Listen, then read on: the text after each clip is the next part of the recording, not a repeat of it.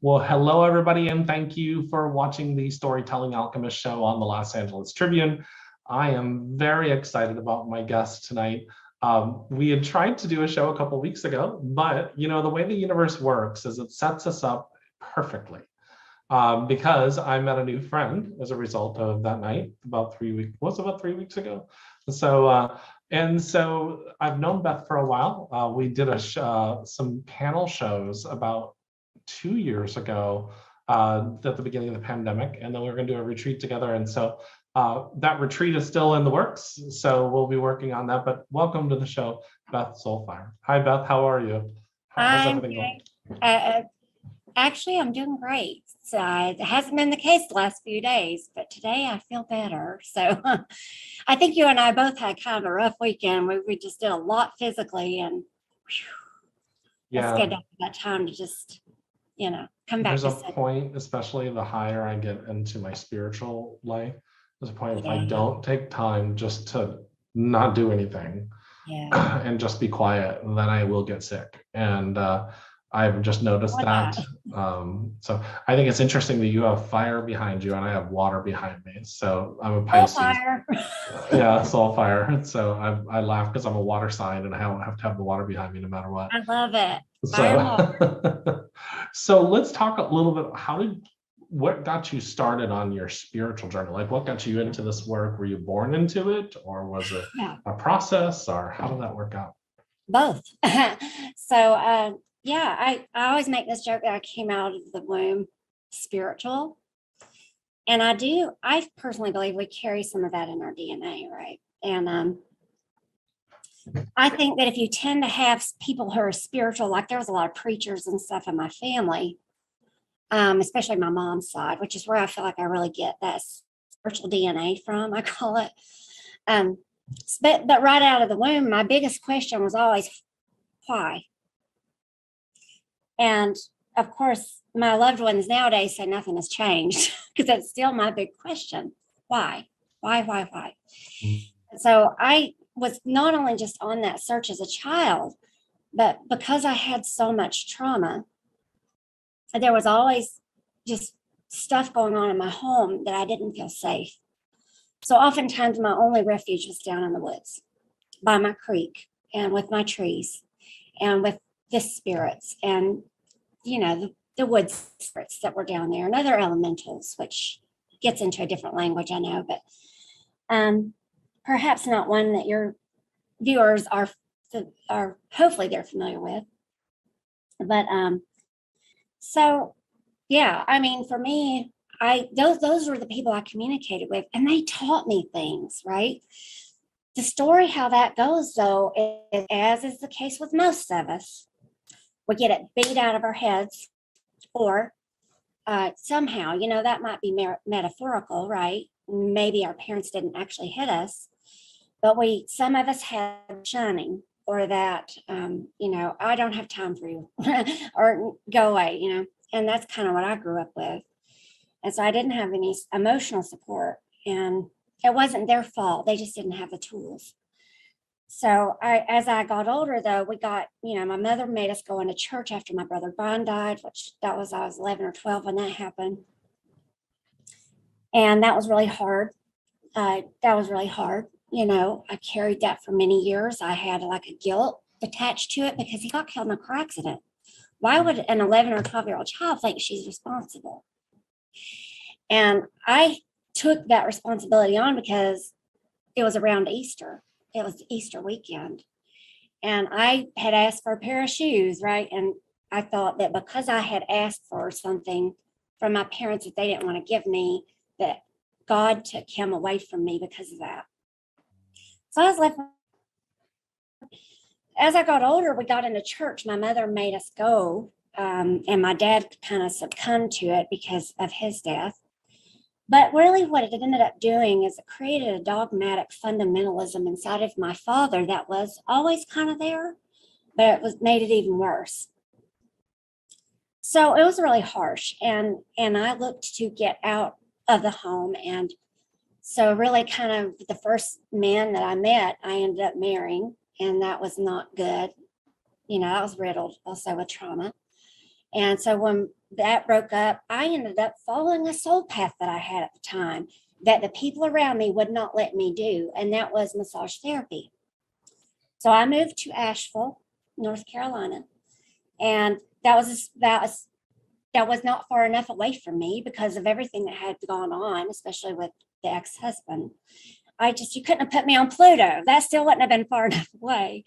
And but I was happy to at least be there because I found myself around these wonderful people who had these different belief systems and cultural backgrounds and ways of being and living.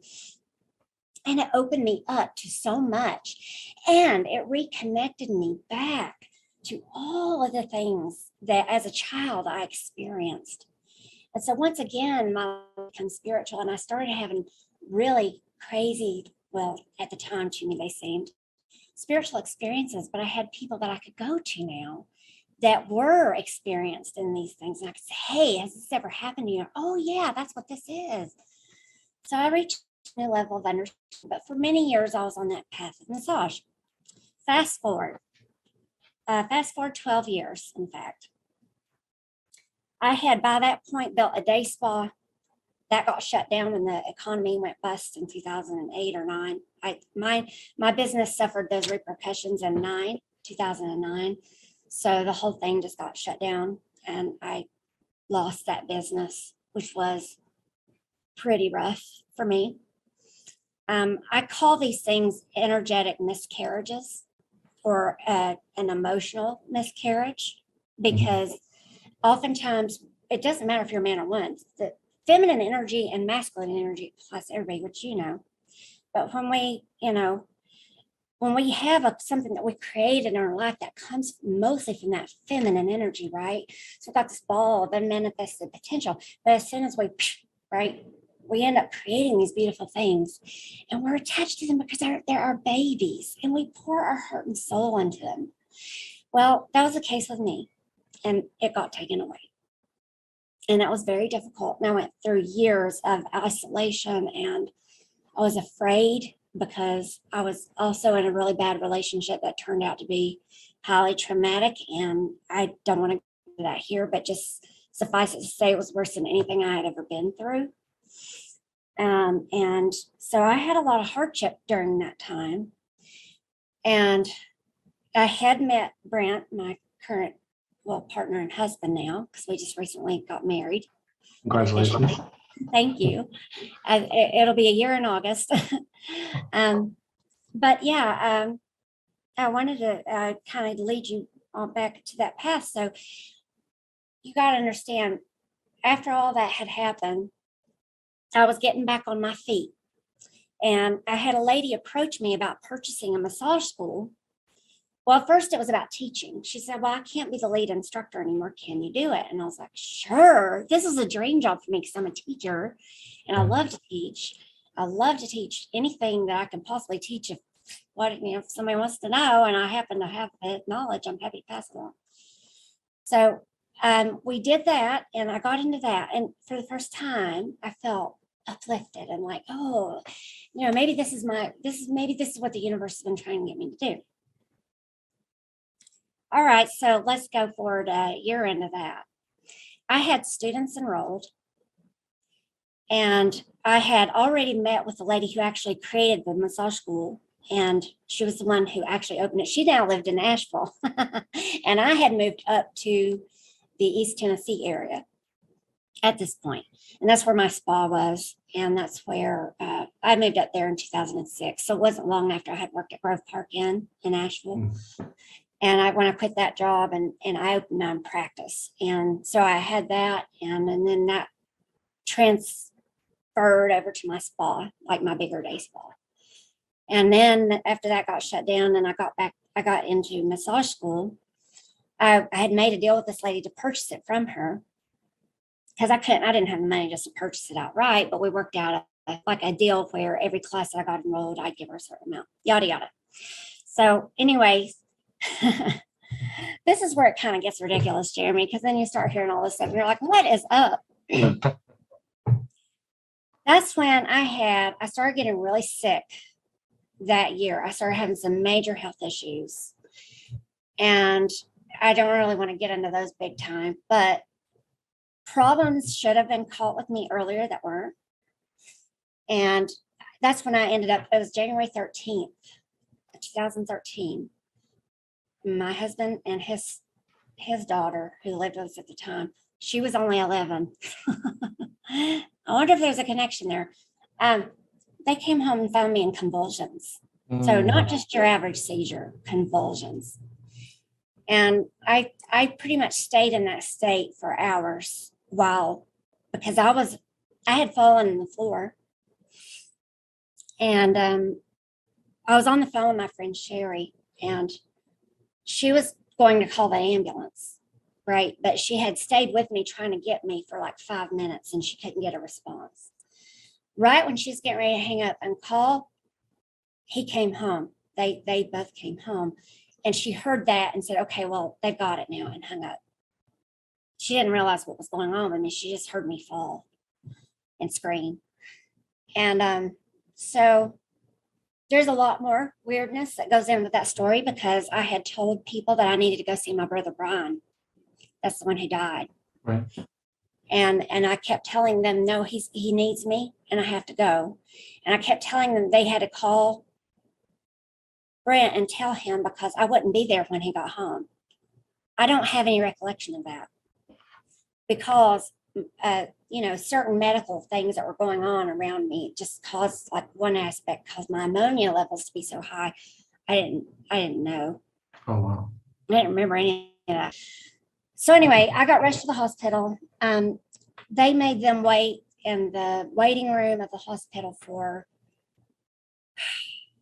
I want to say that I got there at 6:30, and they didn't let them back there till 12:30 or 1 o'clock in the morning.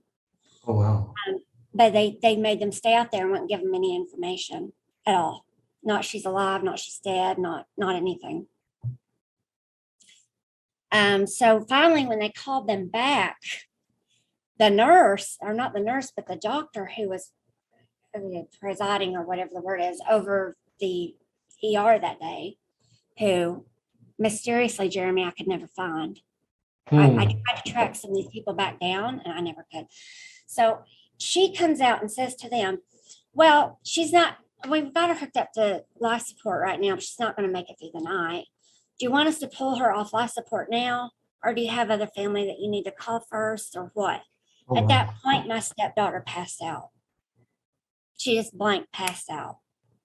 And of course she would. Who has that kind of bedside manner? Right. So he was like, no, my God, I got to call her parents. They didn't even know anything was wrong. He didn't want to call them until he knew what was going on. And he had to sit there for hours with his young daughter. And, I don't want to go into all that, but I'm trying to keep my train on the route track here. And still kind of hit a little highlight here and there, because it's important to the story. So finally, so they called my parents, and my parents were like, oh my, I keep calling her a nurse, but she was a doctor. She said the same exact thing to my parents on the phone, verbatim. And they lived, 2 hours away practically. So right. And my brother Patrick's got cerebral palsy.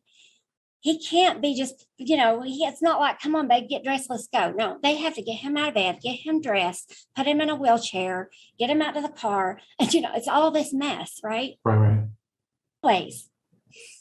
But, of course, they got there, and of course, they ended up calling all the family. They didn't take me off life support, thank God, right? But I was on a ventilator. I was on a feeding tube. I was intubated in every way possible, if you can get my drift. Right. If there was an orifice there, they had something in it to keep me going. And I was on, I want to say, Brent said, and because I had all this written down somewhere and I don't have it today, so I'm working off of memory from what somebody else has told me, because I don't know personally. I was on 37 different medications. I was hooked up to 14 IVs. And I don't know. They told him at one point that they were putting different medications in me just to keep my heart pumping. And my blood pressure was ridiculous. It was just up and down and up and down. Like one minute they thought I was just going to die, flatline, and the next minute they thought she's going to have a heart attack. Let's do something. They didn't know what to do with me. I had 9 specialists standing over top of me in the hospital room going, how the hell did this 35-year-old woman get here? There's no reason for this. They run every pathology report, every toxicology report. I mean, it wasn't hard to get blood from me because all they had to do is make one little prick and it would just come out for days. Because I was having internal bleeding so badly that my entire body was black. And it was just literally like the shade of my shirt. Wow. And yeah, so that, and I had jaundice really bad because I had multiple organ failure. Every single organ system in my body basically shut down, all of them. And the only thing that gave them hope is that there was one doctor who was the primary one looking over me that time, that day or that week or whatever. And he had said, well, from what we can tell, there's still her liver is not completely gone. It's still moving somehow. I don't know what this miracle is. Wow. But they had determined that I was in end-stage liver disease. And this is somebody who has never taken any drugs, even recreationally. I might have, had a little of something else, but that's not something that causes that. But I never did that heavily. I never did anything heavily. Like everything I ever did was in moderation. And I did have times in my life where I would go through times where I did maybe have more alcohol because it was my only coping mechanism for a long time. I didn't have these inner work tools and these shamanic tools and these astrological tools. I didn't have the spiritual wisdom back then. So I was left with what most of humanity is, which is, how do I get through this crap? And for most people, the answer is something like that. But for me, I would always back myself out of it because I would feel if I was getting too close. But the doctors already knew that. They could tell just by looking at me, and through all the pathology reports, and they couldn't find anything. They even thought I had been poisoned. And they were trying to do some investigation around that. And suddenly you had my family members pointing fingers at my fiance at the time. And he, of course, had no suspicion over them, but he thought maybe I had gotten into something, not realizing it, and accidentally drank the wrong thing, because who knows? Because my ammonia was high. And it took away my ability to have any kind of memory process in the moment. So I had so many things going on, Jeremy. I could sit here and name them off to you, but it would take me another half hour. So I won't. Because we're short on time. We have a limited amount of time to even talk about these things. But what I want to say is, if people are interested in my story, they can go to my website. You have to kind of click through a few different places to actually get to my bigger page that tells all about me. And it tells a little bit of my story. I don't go into detail. I have an interview with Laura Eisenhower that she interviewed me about this whole thing, and I did go into great detail. It was a little over an hour long. If people want to see that, that's on my current YouTube channel at Beth SoulFire Alchemist. And I've just started that channel anew. So all my previous videos that I had, I took down. I went through an ordeal with that over the last couple of years. So I've been working on just that part of my life that has created a form of isolation, but now I'm coming back. And you understand that, Jeremy, because you had that whole social media thing happen to you. Oh, yeah. Right? And so, but then you're like, I'm not even going to try to go back for a while because I need a break.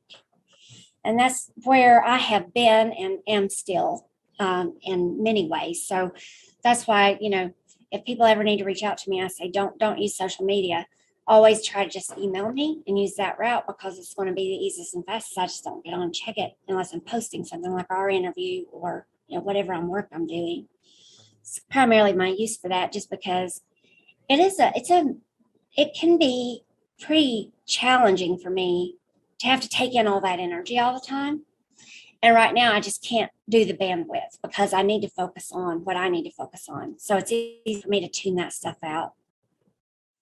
But going back to my story, so I ended up being in a coma for 5 days because my body just finally got to the point where it just fell into a coma. At that point, they didn't think I was going to come back at all. Jeremy, do you know like how they come in and they test your reflexes, and they'll have like a really sharp pen and they hit you on real sensitive points all over your body to see if they can test for a nervous reaction? They come in and did that with me. They tried every tactic that they had in the world to try to like get a response out of me, and there was nothing. Wow. I didn't even have much brain activity, and they just thought I was gone. Well, it was during this time, from what I myself can put together, that I had this near-death experience. Wow. So that brought you into. Yeah, that was what gave me my call shamanism. And I didn't really fully understand it. It still took me a couple of years but Spirit had to keep beating over the head with it, because we can be headed sometimes and we don't see the things that are being put right in front of our face. Sometimes we don't even hear the things that are just even being told to us because we just don't get it. Or we get into avoidance mode and we think, well, no, I'm too afraid to do that for whatever reason, right? And that's a subconscious undertone. Right. So I was coming into understanding, but I hadn't entered any kind of apprenticeship. I ended up going to see this lady for a healing session. This was after I got out of the hospital. So I'll just back up real quick. I was in the hospital for several weeks. I think the last date of my hospitalization was near the end of February. And I had my 36th birthday in the hospital. Yeah. Luckily, I was awake by then. I had come out of the coma. And Brent had said to me before he left, he said, "Speedy," this is what he told me. He said, "We need some kind of sign from you. Because if we don't get one, I don't know what's going to happen." And so that next morning, he came in after the shift changed because they won't allow nobody in while they're doing that. And he said, he walked in the door and I was doing this. I mean, and as much as I could because I was tied down. They had to strap me down to the hospital chair because I had tried pulling the intubation. When I started coming out of the coma myself, for whatever reason, they just weren't too smart, or they had some other agenda to recognize it. So I had tried pulling the intubation out and scarred all of my tissue to the point where I could not drink liquids. I could not eat food and swallow it. I had to drink thickened nectar. I was in what they call liquid dysphagia phase 4, which is the worst kind, where you just have a collapse of this whole musculature. I couldn't speak. So I couldn't even talk to anybody about my near-death experience, even if I had wanted to, for the first several months. It was probably because I had to go back for speech therapy where they did electrodes and stuff. And I was in speech therapy for another year, probably. And the only reason I stopped doing that is because my insurance kind of decided they weren't going to pay for it anymore. And I couldn't afford to come do it any longer. But I continued to try to just work with the energies that the instructions that she had given me. And I loved to sing. Prior to getting sick, singing was always a thing, even though I wasn't that great of a singer. But somehow, miraculously, over the course of these years, I have been blessed incredibly by this beautiful voice. And I mean, I still get very humbled when I'm given a blessing from the cosmos. Mm-hmm. Because I'm not been real used to that in my life. And so I feel like now I'm coming into a point in my life where there are more blessings because I do know how to deal with this trauma. You move through it faster when you understand how to do it. It's not that the trauma doesn't happen to you, right? Yeah. So it's just that we figure out how to move through them with more fluid, right? That's figuring out how to channel that feminine energy in a way that really services and it's not destructive. which is where Do you I'm do feeling.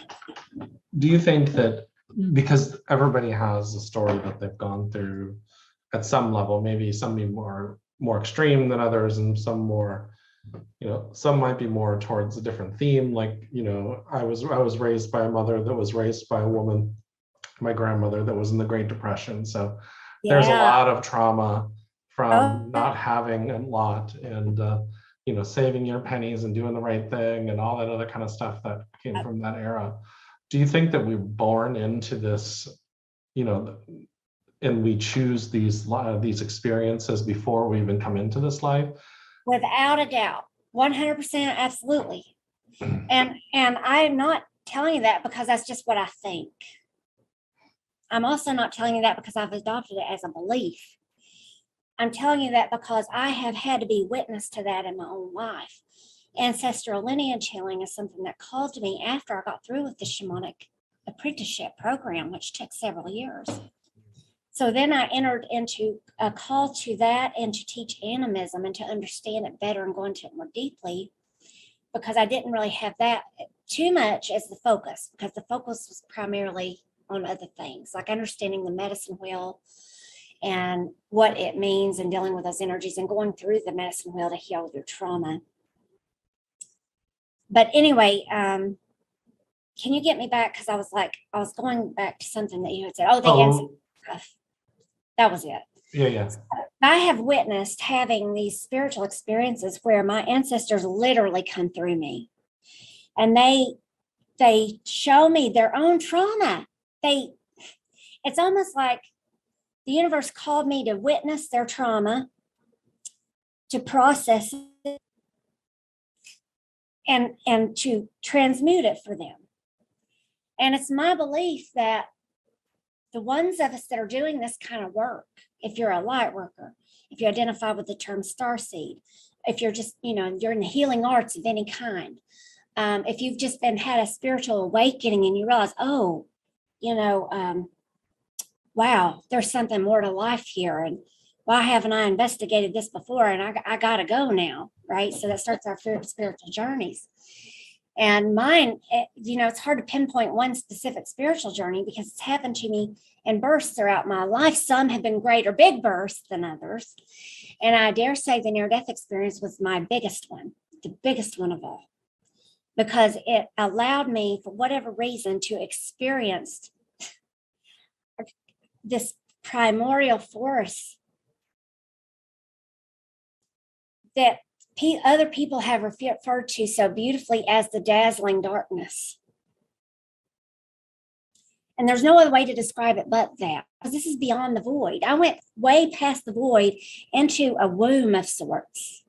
And it was like I became oneness, and oneness allowed me to experience that in its whole form, holy, whole, holistic, right?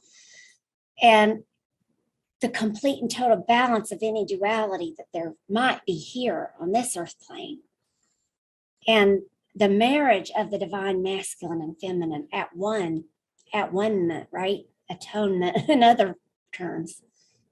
And I love these plays on language because to me, I feel they're very meaningful.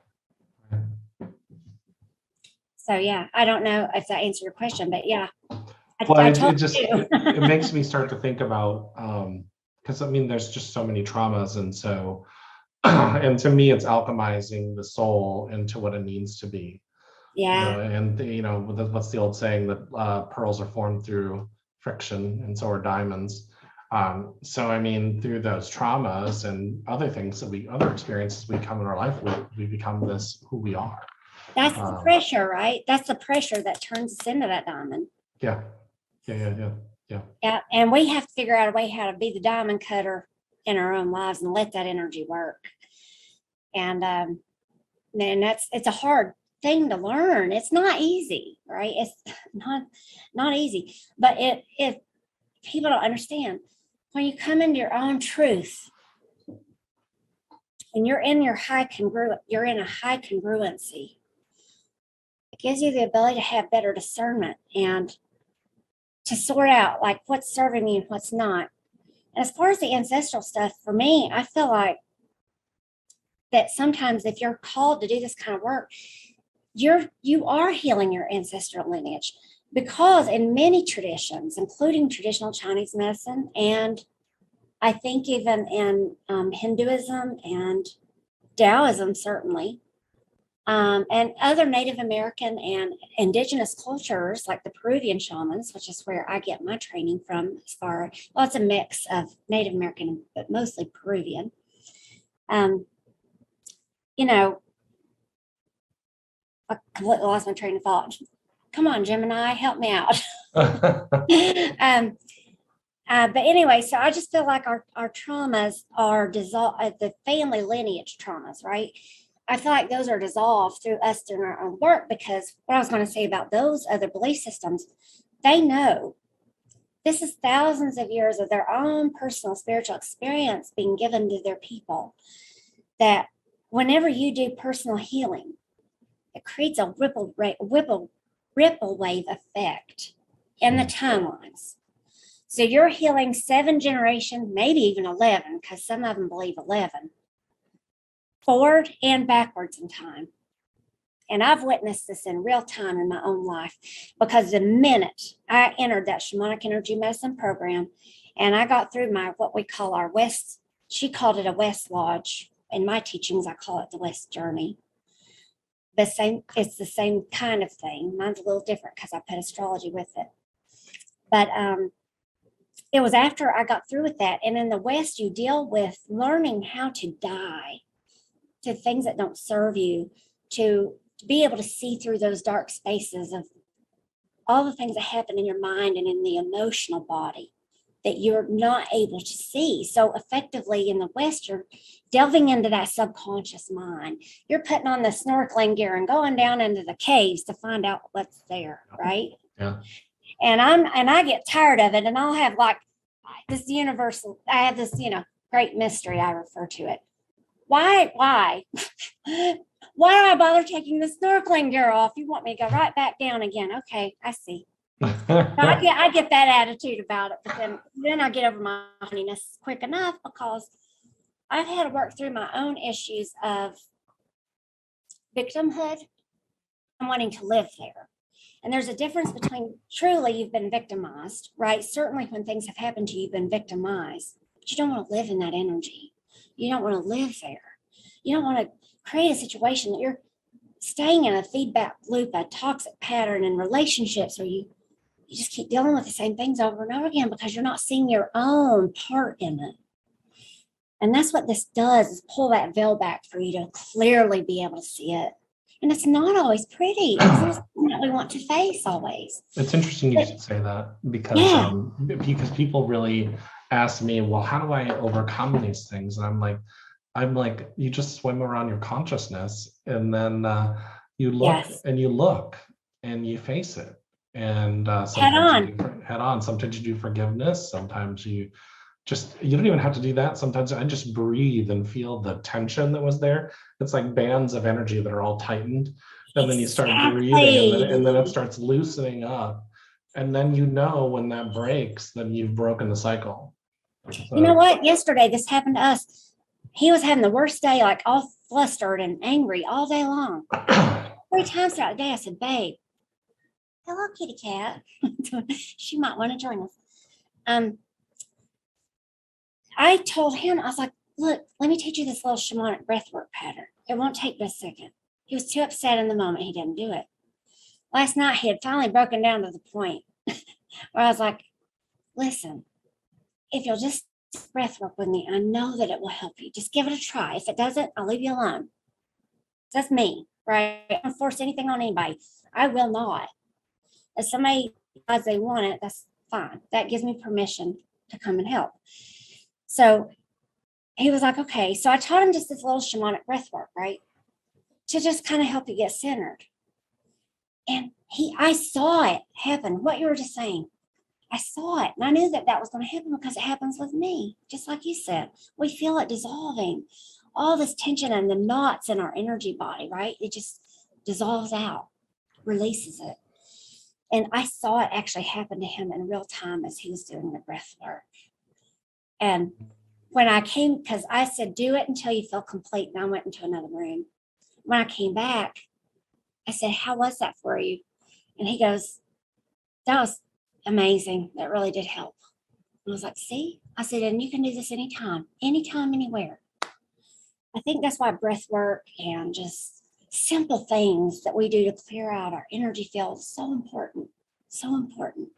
Because that does help us to deal with that inner stuff, right? Because once that charge is dissolved in us, then when we can have that more brave, courageous approach to facing that stuff within us. I always make this joke, I gotta say real quick, because this is so true for me. When you look at Pluto in your natal chart, right now it's retrograding in Capricorn. So Pluto is always going to ask you, because it represents that energy of death and rebirth and transformation and alchemy. You and I know that energy very well, being alchemists. So that's just it, though. When we go through these things and we learn how to do them, it makes life so much easier, and we can approach things with that wide open heart. And Pluto's wanting us to go down. That's part of that snorkeling. No, go down into the deepest depths of the cave. When you think you've gotten to the bottom, oh no, you forgot this little hole. So you got to figure out how to fit your body down that hole.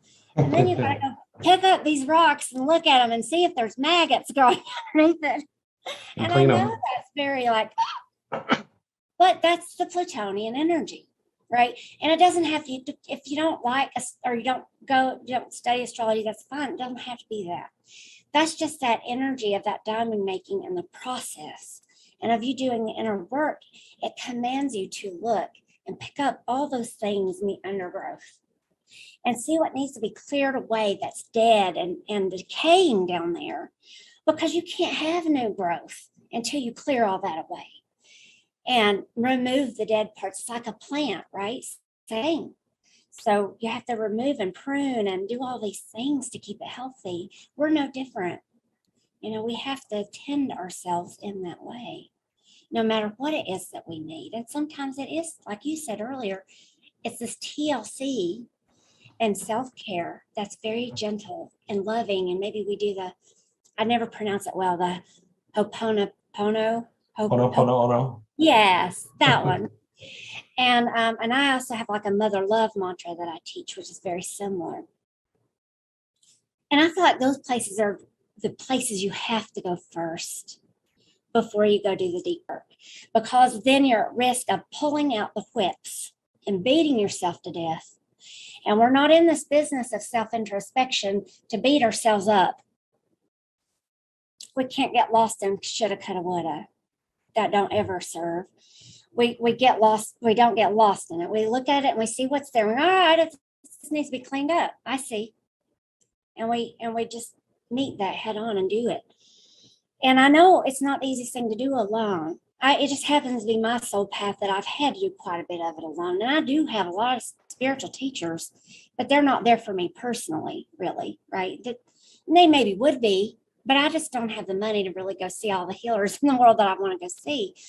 So in my case, a lot of it has been kind of that whole healer, heal thyself kind of thing. Well, and that's honestly the most rewarding too. It is, because I feel like I have had to pull myself up by my own bootstraps and move through my trauma in order so that I can help other people do the same thing. Mm-hmm. And I'm passionate about it. It means everything to me that people are honest and that they're not living in too much of a fantasy world, right? So that fantasy world can look a lot of different ways, and it can fool us in a lot of ways. It is good to be hopeful and to have a dream and a goal and want to manifest the life that we want. I totally think that that's what we need to do. But I also think that getting lost in fantasies or telling ourselves lies about the relationships that we're in, for example, and saying,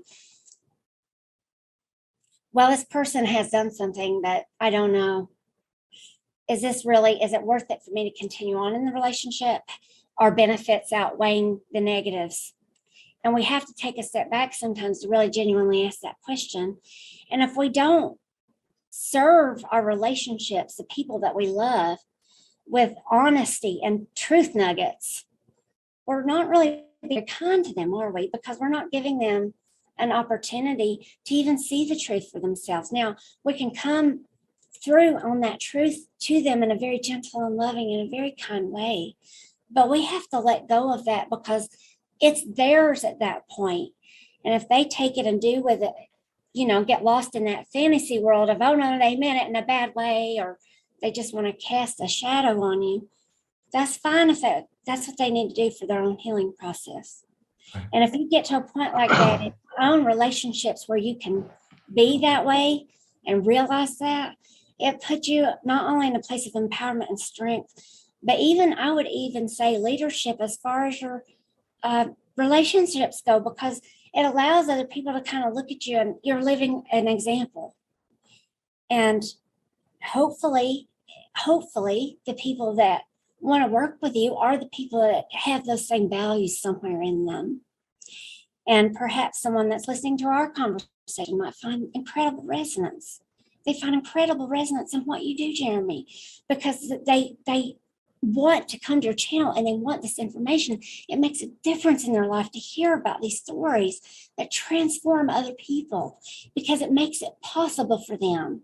And they go, oh, I thought this was not possible for me, but it is possible. And I see that now, and it makes a difference for people. So I'm sorry, I know I get carried away. No, you're totally fine. And let you talk. Before we continue on, I want to just show everybody, you should definitely go check out Beth's website, which is www.soulfiremultiversity.com. And so this just kind of gives you, an idea where to go. And there's lots of really great stuff on here, courses and stuff like that. Well, that's our old interview. I got to put our new link up. And then that'll be up here in just a couple of days. And so, just kind of give you an idea to where to go. And it looks like there's a free webinar on here. Mm-hmm. So lots of I'm giving that one away. I did that one last year. That was a Take Back Your Bliss. It just kind of shows you the things that we go over, but there's so much more. We do a little kind of a taste of a shamanic journey in it. So you can sign up for that and get it completely for free and just go to town and use all that information. Just take it and apply it to yourself. And love it. It'll make such a huge difference. Just this free webinar alone, just if you take the information and apply it to your own life. Love it. Yeah, so definitely go check out her website and see all of her information. Sign up for that free webinar. So, yes. So what are some, because we've obviously gone through a lot in the past couple of years. I mean, there's just been I remember I did a video in the beginning of 2020. I had about 6 speaking engagements set up.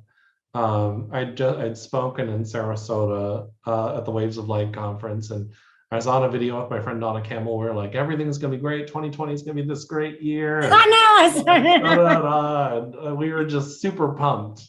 And then, and I was doing all these expos. I was doing resonant field imaging and all that kind of stuff. We were just having so much fun. And then all of a sudden, it was done. Yeah. And so my cruise got canceled. I was actually planning on quitting my job. Our retreats got canceled. We had that's right. We had the retreat that was going. We had there was just so much going on, and I was like, yeah. So. And on top of that, for me, like my mom had hip replacement surgery, and so she came to my house. But she came prior to that because she actually fell and hurt herself even worse. Prior going to the surgery, she was having to replace her hip. So I was in a position of having doing deep care because she couldn't even walk hardly. I had to walk behind her just for her to get around safely, even on her walker. And so I had that responsibility I willingly took that on, by the way. I did not do it because I felt obligated. I did it because I love my mother. Right. And I didn't want her to go through this. I knew that nobody could care for her better than me because I got a Virgo moon, which makes me have a deep need that I want to care for other people's well-being, right? And I need that in order to be happy. Our moon rules our deep inner needs, and the moon is the mother energy also. So, she was here probably till the beginning of November, and then I went and made a bold move. I went to get some training and right near DC. It was right outside of DC.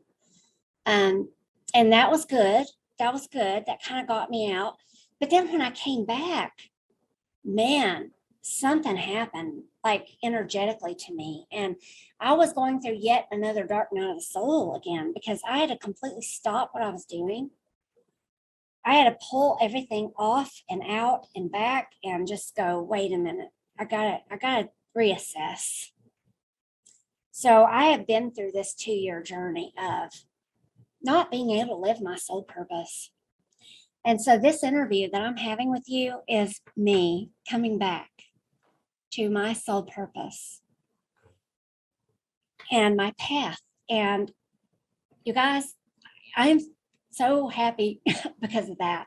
So thank you for that, Jeremy. How many people follow the purpose, their soul purpose? Because I mean, I have a lot of clients that are like, I have no idea what my purpose is. Yeah. And so what are some things I mean, what yours was given to you, someone in the near-death experience, but how does one, if they, obviously we don't need to die in order to find our soul purpose. No, thank God. I asked that to Raymond Moody once. I was like in an interview, I was like, so is there a way? He's like, well, we obviously can't simulate death to figure this out. No. Well, for me, just my specific work that I do, I use the tools, of course, of the energy medicine, of the medicine wheel, right? But when I say medicine wheels, I'm talking about a holographic wheel of life. So for me, I include your astrology in it too, because your astrology has so much information in it. I can tell what your past life was, the energy that you came from and mastered in your previous life. I can tell and if you don't believe in past lives, that's fine. This one lifetime is plenty that it's still going to show up this way. So your early life childhood trauma shows up as well as your past life trauma. But what also shows up are what I call your beauty marks. Your beauty marks are the planetary placements and the aspects that they make with others in your chart that are the sextiles and the trines, certain aspects, right? That just mean that it's positive energy flow being poured into you from the universe. Those beautiful lines are your ways out, as well as the oppositions, the squares, right? All of these times that we have these really challenging transits come up, or even if we're born with them in our natal chart, throughout our lifetime, that gives us so much information. And I can take and put it in terms of the medicine wheel. And that's how I help people find their soul path, because I can look at that and those two things, and it's a combination of that and leading them through a shamanic journey. When they go and they start meeting their own spirit guides and they start understanding what their role is as far as their trauma goes, and they're healing that stuff, right?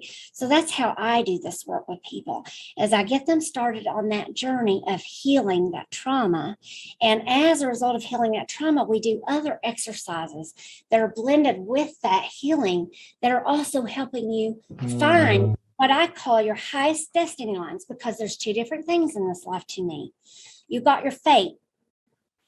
Your fate are the cards you were dealt. That's your ancestral stuff, right? That's all the crap from your family, the unhealed traumas, right? That's also your own past life traumas. And yes, it's related in my mind and in my experience. You also have, everything that you're born with in your astrological chart. But then as you start taking that in terms of the medicine wheel too, you start seeing how all these energies line up, and they are portals, I tell you. They're portals. They're your way out. And if you can take a look at these challenging things in your life, you look at these things and how they match up. You go, okay, well, this is my fate. But our destiny is our ability to go, what's my highest possible destiny line? Now, there are ways that we can do this shamanically, right? So I back off from using that word. I refer myself as an Appalachian Medicine Woman, because truly that's who I am.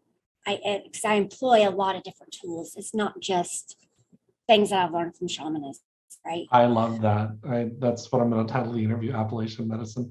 That's the alchemy, right, Jeremy? Yeah. It's pulling in all these different tools. And that's what I use. I want to show people, look, this is your fate. If you don't do anything about this stuff, yeah, this is what you're going to be stuck with. But these are your portals out. And this is how you get to your highest destiny lines. Let's find out what that is for you. And we do those exercises, and they're very rooted in the shamanic journey, the vision quest, if you will. I do not do plant medicine, though, right? I'm a spirit shaman. And I'm also a fire shaman and a water shaman, which means a fire shaman actually does the work for you. They do the journey for you. And they go and retrieve your lost soul parts. They go and retrieve your actual soul parts that belong to you, that were lost and fragmented, restore them back. And we also bring your highest destiny, your parts of your higher self, right? So you've got this higher self energy that knows the jig. It knows everything frontwards and backwards. It's bending all the timelines. It's there now. It gets it. It is the aspect of you that is part of oneness. So when I can get you in touch with that part of you, that's when it's going to come. You know what your soul path is. You know what your destiny is. Why? Because it connects you with your heart. We live in our heads too much in the society. Everybody's all in this heady energy. They're not connected to their heart. When we are managing to connect both spaces, really this is all, our upper, middle, and lower dantian, all of our chakras, but really, even if you're just looking at three major energy centers, the upper, middle, and lower dantian, they call it in Taoism. When you're able to bring those things into alignment, you're so connected with your heart's desire. And your true heart's desire, that's your highest destiny line. And when it's in complete alignment with your third eye, with your crown, with your mind, your thinking brain, your rationalizing brain, it can be sometimes, we call it, just because sometimes you'll rationalize things and not know what's in that subconscious because you're not looking at it. And that's when you need to expand your own consciousness, be able to peer that bright shot, that bright light down into those dark crevices and those deep, deep, deep roots of the root of the root, the roots that you didn't even know you didn't even know that they were there. Like you're trying to uproot a plant and you think you got it all. I don't know. Sometimes there's more roots down there that you didn't see and it's going to come back. So that's the work that I do. I want to get so deep down into these places, right? But it's all in service to help you realize your most beautiful, highest destiny, the things that bring you the most joy, the most fulfillment in relationships, which to me is based in honesty, complete and truth at all costs. But the way you do that truth is from the heart, totally and completely from the heart. And yeah, we're humans and we're going to have times when we're stressed out and we might make a mistake and not be in our heart when we say something. It's okay for you to be a human being. That's where you don't need to bring the whips out. There's no sense in that. And I know I've digressed again, and I'm sorry. No, you're fine. One last question, then we'll wrap up the interview. What are any last minute bits of wisdom we could give the viewers, for their life or anything that's just pressing on your brain or heart? I just want to say to people, because there's so much polarized going on right now in the world, so much polarization. It's so ridiculous. Like, I don't think we've ever witnessed duality on this planet, at least not in my lifetime, to the extent that we're doing it right now. Yeah. So what I want to say to people is this. There is a way for you to transcend that duality and rise out of it. That's what the oneness is. It's to realize that what we see in other people is a reflection of something that we could possibly have inside of ourselves. And if we don't examine that, who are we hurting? By the same token, there are many people out there that are just having a lot of hatred for somebody who's on the other side, whatever that side might be. It don't matter. There's lots of different sides. What you got to realize is this. Everybody has their own soul path and their own soul journey. You got to let that go. Let people do what they got to do. It's important for you to be in your truth, whatever that is. You got to be in your own congruency. Be sure that it's completely in alignment with everything, spiritually, emotionally, mentally, physically, your heart, right? All of it. You got to feel it being, I know I use this word a lot, but I really just like it, congruent, right? Lined up. When you're coming from that place, I feel like everything else kind of around you works itself out. You're going to be having more of the relationships that you desire in your life because you'll draw those like-minded people towards you by default of who you are, by default of what you stand for.